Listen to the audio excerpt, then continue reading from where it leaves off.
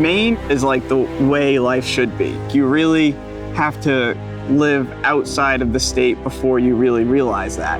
You know, growing up, you might be like, oh, well, we don't have a lot of the things that big cities have, and oh, there's not much to do here. But then you go away and you realize that, you know, I like the way of life there better. I think of Maine, I think of rural, hiking, outdoor recreation, fishing, lobster. I don't think of cutting edge Silicon Valley type, technologies. Neither did we, until we heard about the impressive inventions coming out of the University of Maine's Advanced Structures and Composites Center, where since 1996, students and scientists have been innovating for a more sustainable future. One of these innovations could be the beginning of a booming energy economy for the state.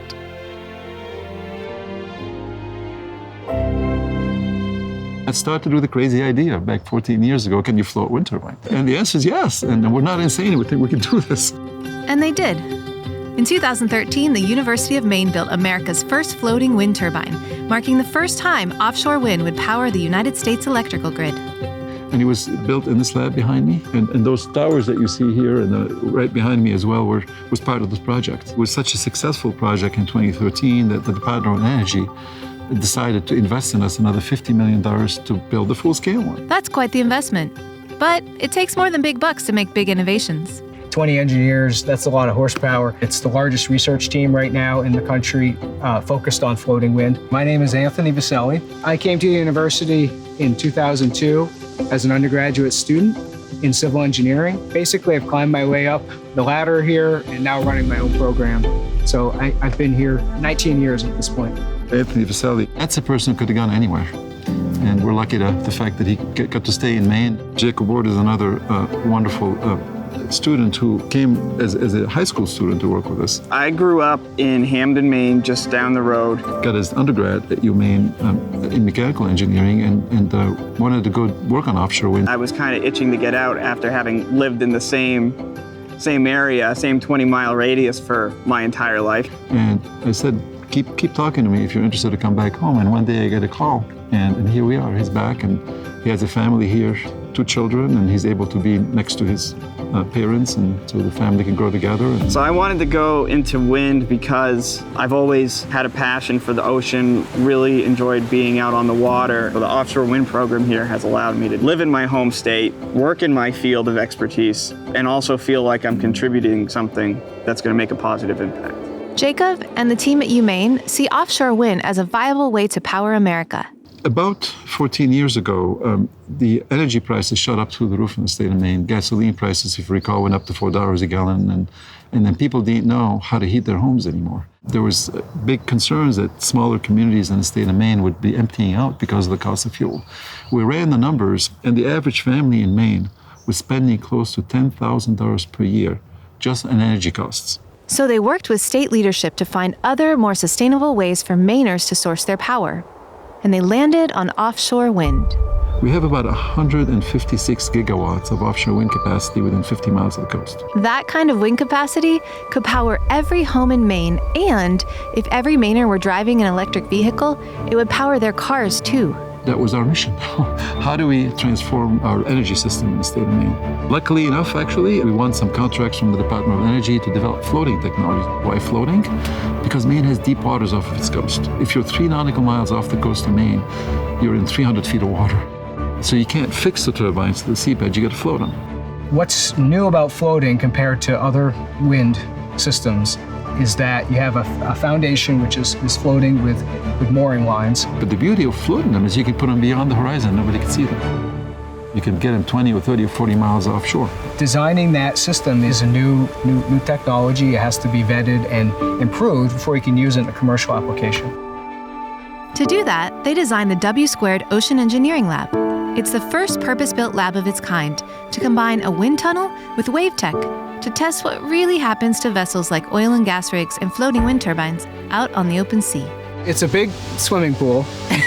It's a large 100-foot by 30-foot by 15-foot tank of water where we can create waves, and then we have a movable wind tunnel on top of that.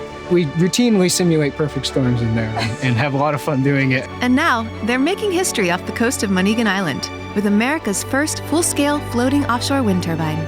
If it's successful, then it could be made available for commercial projects, many large arrays that can have the power capacity equivalent to nuclear power plants.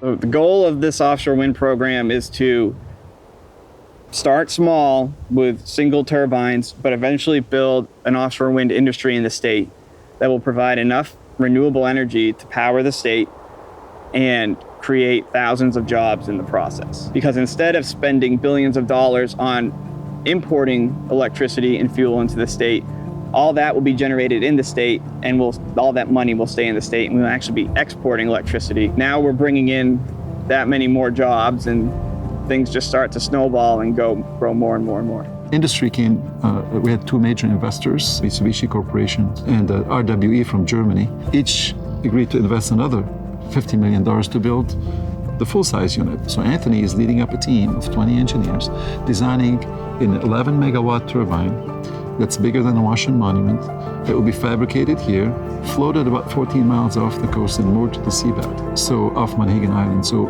it's very, very exciting. And this project has gotten more legs because now there's an international competition to develop floating wind turbine technologies. Sound like a win-win?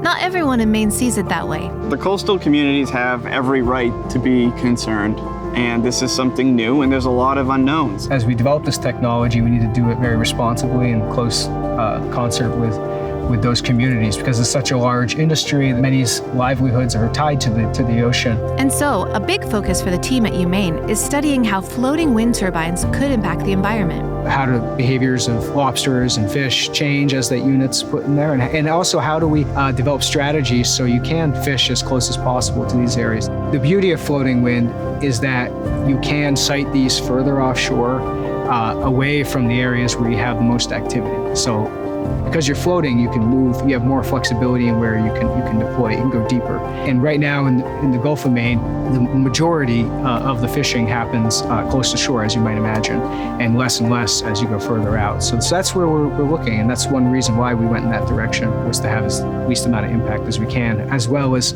get all the benefits of harnessing renewable energy and the job creation that comes with that. It's not easy. It's not easy. This is a very complex societal issue that we face, political issues that we face. They're just as critical or as important, and sometimes more important than the technology itself. The best way to do this is to bring people together and really foster government and stakeholders and researchers working together. This morning at 12:50 a.m., the state legislature voted on a bill sponsored by our governor to create a research array that has not just one turbine, but to do up to 12 turbines. And this will be the first floating research array in the country. It was good bipartisan support to move forward. So that's a historic day today, actually, for us in the state of Maine. And that's a big part of why we're doing this, to allow the citizens of Maine to have a say in what's going on, and not just have people from outside the state or outside the country, or come in and just start doing it. Let's get ahead of the ball here and make sure we're doing this in a way that is favorable to all parties involved. None of us is smarter than all of us. The vision is that we have to work together to make a difference. We have to bring people from different disciplines together. Otherwise, we're not going to get it done. I would hope that in the future, my children will live in a state where we have a robust electrical grid, where most of the energy we use on a day-to-day basis is all electrified. We're generating consistent, clean energy from wind and other sources to power that grid. We have an abundance of electric vehicles that are storing that energy, and gas isn't something that they even consider. That might not be such a far-off dream for Mainers. Maine is the most heavily forested state in the country, and we've grown from looking at wood as a natural resource, but to looking at the ocean also as a natural resource. And we're working to add value to the wood in the ocean while protecting them and creating jobs. Me, as someone who's grown up in Maine, and I was a construction worker for until I was 18 in my father's business, and then came here as an engineer. I think what excites me the most is that if we are successful with this technology and it demonstrates well, the beauty of what we've developed is that it can be built in Maine. What a better thing to bring green energy and materials at the same time, educate the next generation to do that. It's not a job, it's a mission. And we come every day excited to do it.